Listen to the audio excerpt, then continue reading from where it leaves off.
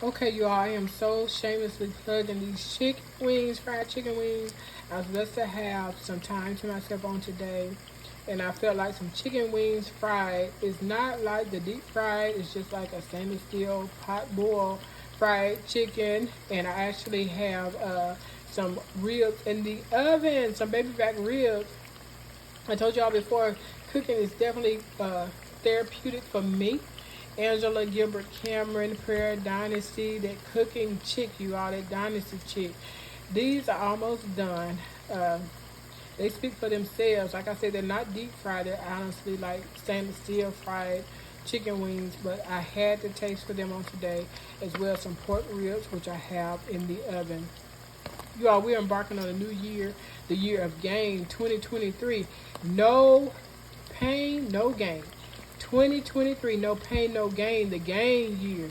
I promise y'all, y'all get y'all dreams together. Let's do it. We got to embark. Hallelujah. Kingdom, prayer dynasty. You all be blessed. 7. So much more to come, you all. Stay tuned. Dream, dream, dream. I can't stress enough.